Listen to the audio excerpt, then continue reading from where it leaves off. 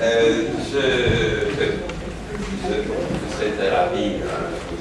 D'abord, le sujet de nous accueillir et dans ces lieux pour cette journée d'études.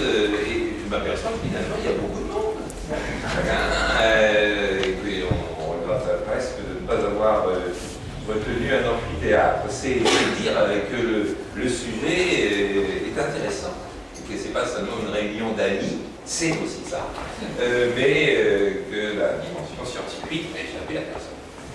Voilà, alors, vous avez vu quel était le schéma, c'est du schéma éditorial, ça, X et A et B, etc. Voilà. Alors, linguistique T, c'est ce que les journalistes appelleraient aujourd'hui une déclinaison de discipline,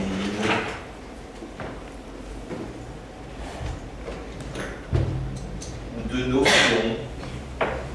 C'est humour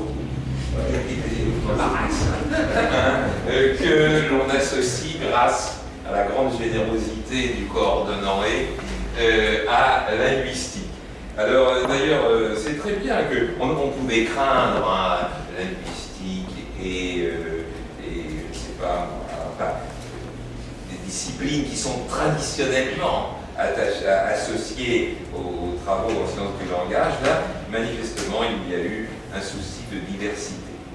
Alors, je voudrais remercier Yann Goss pour l'action éminente de ce grammatical de l'Université d'Artois dans l'organisation de cette journée, qui lui doit beaucoup, ainsi qu'à Salah Béchier, grand ordonnateur des sciences du langage. Alors, je ne vais pas en dire plus.